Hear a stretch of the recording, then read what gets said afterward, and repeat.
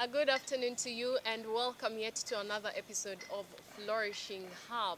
And of course, with me, Hope Nyongereza, today I'm here with our guest. You have probably seen him once, twice, or quite a number of times, but still, no worries, he's here to give you wisdom. As usual, I'm here with Mr. Herbert Sabiti, who is going to talk to us about financial freedom. Yes, you heard that right. This is something that most of us definitely need to know about. So it is very, very important that we get to dive into this topic today. And of course, he's going to give you all the nuggets that are there to deal with financial wisdom and financial freedom, of course. But before that, a special thanks to Bite of Benin, who give us this beautiful space to have our interesting conversations that run here every Saturday at 2 p.m. So, of course, a special thanks to Bites of Benin. And even as we get into that, I guess it's time to give us the wisdom of financial freedom. You are welcome, Mr. Herbert. Thank you so much, and how are you? I am well. I think I haven't seen you since the year Oh, began. yes. Happy New Year. Happy New Year to you, too. Yeah, Happy New Year to the viewers. I'm glad that we are in another year, 2025, and ready to learn and relearn and unlearn. Yes. Yeah. Very, very important. Now, financial freedom. This is something that we have heard about. Many people have spoken about it, but yet not many know about it. So what does financial freedom mean to you? I think we also need first to discuss what is freedom. I normally hear freedom of speech, Yeah. freedom of. I think it is doing what you are supposed to do without any restrictions. And financial freedom here is the state of having sufficient income or savings and investments that can sustain your desired lifestyle Yeah. without being dependent on active work. Like if you don't work, you will not be able to go out, to go to cafe joggers. Yes. If you don't work, you will not pay rent. Yes. So having that freedom, that even if I don't work, even if another pandemic like COVID-19 comes, my money is there. I have a lot of money that can sustain me. Yes. So I think that's the financial freedom, where you are debt free. You don't have to be paying these banks, these commercial banks or Yes. loan shanks interest because your child has gone to school, is going to school, or you are sick. You go and borrow money, but you have like passive income where you every month you have some money that is coming in your pocket, Yeah. not going out of your pocket. Or there is an emergency fund, like I've mentioned, Yeah. where that cushion your unforeseeable expenses, and also that security when you retire, and you know that you not depend on your children. By the way, these days I always tell people that this kind of generation we are raising, if you don't plan for your retirement, I don't think these kids will come to support you during your retirement. So financial freedom is I am able. By the way, do you know that people die very fast after retirement when they don't have such a kind of cushion, that's such a kind of financial cushion? They have hypertension, they have stress, and stress comes with many other diseases. Yeah. Because when you are stressed, your white blood cells are not functioning, so whatever comes with takes you. So when you have that financial freedom, Yeah. you are not stressed. Yeah. Okay. So we understand that financial freedom also comes with misconceptions. What are those biggest misconceptions that you have had that we should address? One misconception is that every time I talk about money, there's some guy who told me that, but how about you like so much money? And the Bible says that the love of money is the root cause of all evils. But I also tell him that if you love poverty, I think also poverty is the root cause of Yes, that's of true. all evils. I've never seen. Okay, they might be there, but most of the people who are jealous, who go into witchcraft, those who, when you go deep, you find they are poor people. That's true. They are poor people who Yes. are jealous, who go into all those kinds of of some behavior that is not biblically Yeah. upright. So to me, I think the one misconception: money is not a problem. It's actually your character Yeah. that is tested when you have money. When someone is drunk, whatever he says is that he is now not shy to say it. Even if he was sober, he would have said it. Yes. But because he is drunk, he's not shy. So to me, um, if you if you are a womanizer, when you have money and you start going out with other women or other men, it's not because money has made you do that. It's because of your character. It is because you have now capacity to finance it. But I don't think there is any problem with money. Okay, that's a good way of looking at it. Yeah, That hidden character somewhere comes out it because comes the out money is there. because money has come. So, is money your master, or you can master the money? It's the question. So I don't think that anyone should blame money for any achievers, or any any character, anything that you do, that because you have money. There are people who are so arrogant. Yeah. There are people who are so arrogant, and if someone say he's arrogant because he's rich, no, he's arrogant because that is his character. He has developed that character. He's just proud because The he money he has is come. proud, but not because of money. Yeah. But the money contributes to that. No, money does not contribute to that. Money just facilitates. Yeah, but if you master the money, you remain humble. You become, you have money, but you remain that humble. Yeah, So, I've seen many people, even here in Uganda. yeah. Some are my friends who are very rich, but you will not know that they are very rich. They are very humble. But I've seen some people, when they get some money, they they are like uh, they are like this Unruly. chicken.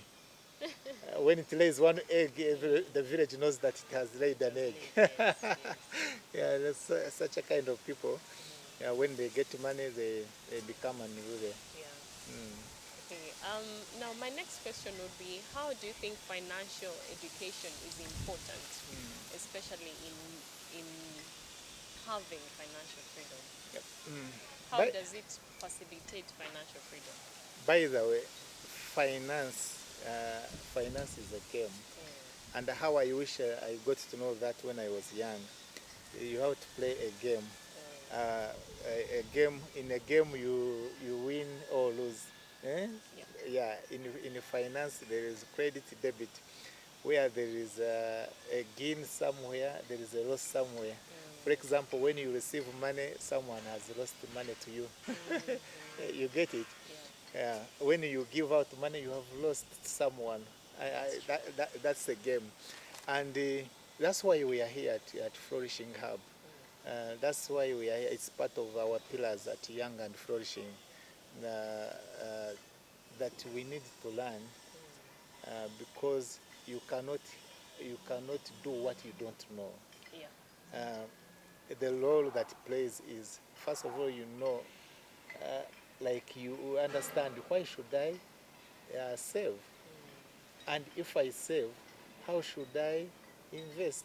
Yes. All this comes through financial education, through seminars. You go to YouTube's, you watch this kind of show, you you get a mentor, you yeah, so that they tell you whatever it takes to have money and how to multiply the money.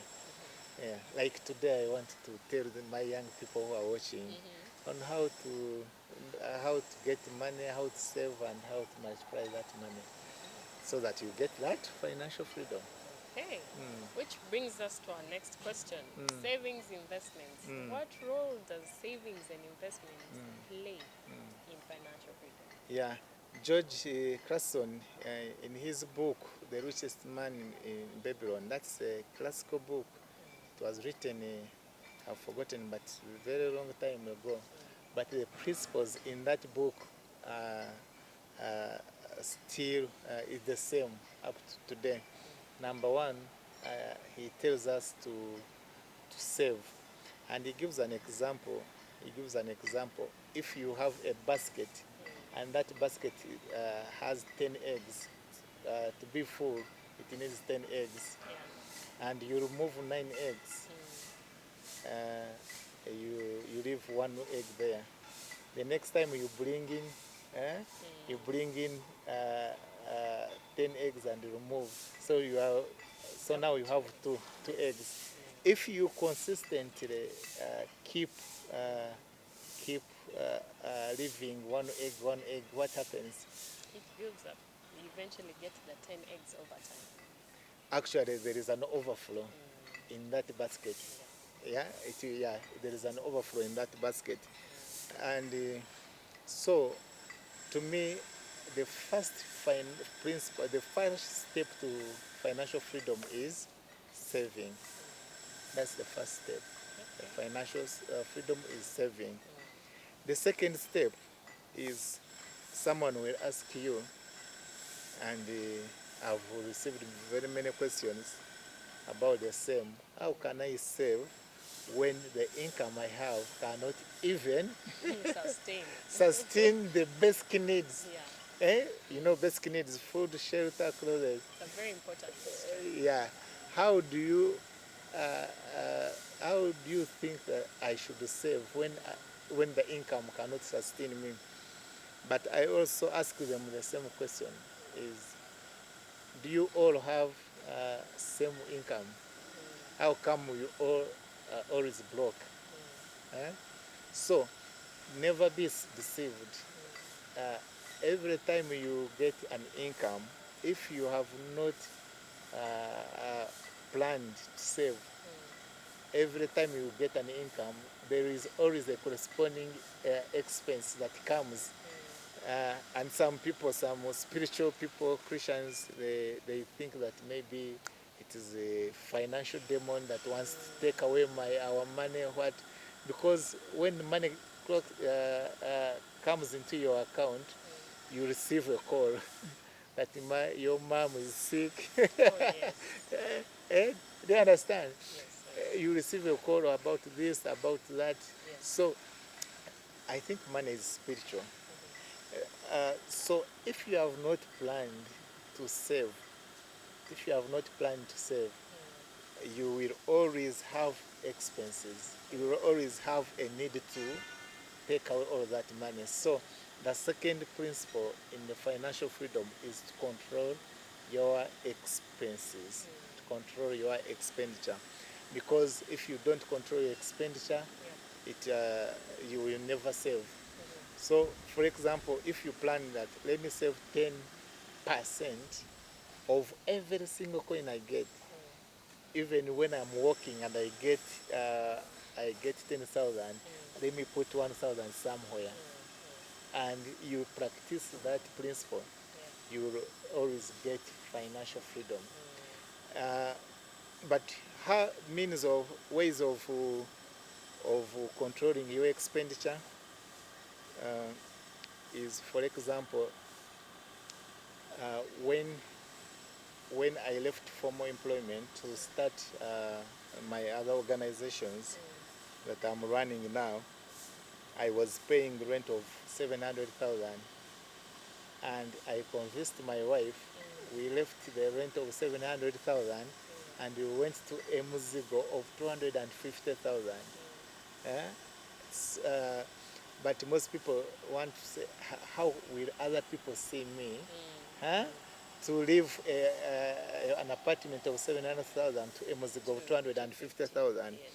Yes. Those people whom you are afraid of, and they are making you spend money, they are the same people who will backbite you when Yes. you drown into debts. He used to how do they call it, to fake life, eh? Eh? That's true. They used fake life and what, he was like that. So I don't think that by the young people who are watching me today, I don't think that you need to please anyone Yeah. apart from God. You need to focus. You cannot just spend because you are pleasing someone. Why? Why should you please someone at your expense, at your future? Yeah. So, then another one asks me a question that why should I work and I not enjoy my money, yet the future is uncertain. Eh? That's true. I might die when I've not. COVID can come back again. Eh, yeah, yeah, you can really plan. If you plan very well, you will know that actually I can go to Serena and I buy a soda and I have that environment, that fit environment. Because I know the food that Serena cooks, I can get it even in Chikumi Chikumi. Yes. Is there still Chikumi Chikumi in Makerere? There was Chikumi Chikumi where you... Not sure. I don't think it's still there, but you know that the food I get from Serena, I can get, but because want to take my girlfriend out, I want to take my wife out, and we don't have money, we understand. Let's go and feel that environment. And eat within your means, but making sure that you enjoy today and not affecting your future. Yeah. Yeah. Indeed, when you ask me that how the future is uncertain, indeed it's uncertain. That's why actually you need to save, to safeguard and save. Yeah. That's even much better. Mm. Now, let us get into, the core of this topic now. How can someone achieve financial freedom How can someone achieve financial throughout freedom their lives? throughout their lives? One, you need to set a clear goal. There are people who think that having maybe 10 billion or 50 billion is when I can get financial freedom. There is a book by Tony Robbins. When you read it, he explains to you that actually you don't need all that money. Yes. You don't need all that to have financial freedom. So the first thing you need to do is set a goal. Yeah. How much do I need to cover my basic needs? Shelter, clothes, maybe education, what? That's number one. Now, sorry to cut you short, but I want us to use a practical method here. Let us get an amount. Say someone earning 400,000. I want us to use that amount and see how that person can actually start getting financial freedom, even Okay. with that little Okay. that they have. Yes. Okay. First of all, that person of 400,000 needs to first have a longer-term goal. That's what I was explaining. A longer-term goal of how much do I need to cover my expenses. How much do I need to have that emergency fund? An emergency fund is if there is any calamity, if there is sickness or what, I have this kind of money. How much do I need to cover like 1 year or 2 years without working? How much do I need to have Yes. in my pocket to cover 2 years without working? Yeah. So that's the first thing you need to do, not actually the current income you have. What you need, that goal that you need to achieve that financial freedom. Yes. So, for example, a person who is earning 400,000 may be saying, if I can get 1 million per month, whether I'm working or not, me, I'm okay. Yeah. Because there are people who think that even 700,000 is okay for me to live a good life. So yes, let's say 1 million per month without working. That is passive income. Yeah. So now, after setting a goal, after setting that goal, now you come back. Where am I? What am I earning? I'm earning 400,000. You first ask yourself, why are you earning 400,000? You know, your earning is proportional to the value you are putting in the market. I repeat it, your earnings is proportional to the value you are putting in the market. When you see them paying you 400,000, the market thinks that that's your value. That's true. So you talked about the financial and education. There is also skilling yourself. Now, if you happen to be a rare species in the market, that rare species, people will look for you and they will not pay you 400,000. That's true. They will pay you 1 million. They will pay you 2 million. But you need to, what are you bringing on table? What are you bringing in the marketplace? So whatever you are bringing in the market, it will bring you to financial freedom. So, okay, let's go back to 400,000. That person who's earning 400,000, I think he has got the point. Why am I earning 400,000? Is it the value I deserve in the market? How can I increase my value? You can increase your value by actually having other side income. If you are working at this time, maybe at night or somewhere like 2 hours or 3 hours, I can provide another service somewhere and I earn. So 400,000, you say 10%, that's 40,000. So every month you save 40,000. I have seen, I think I've ever mentioned it here. I think even we were together here.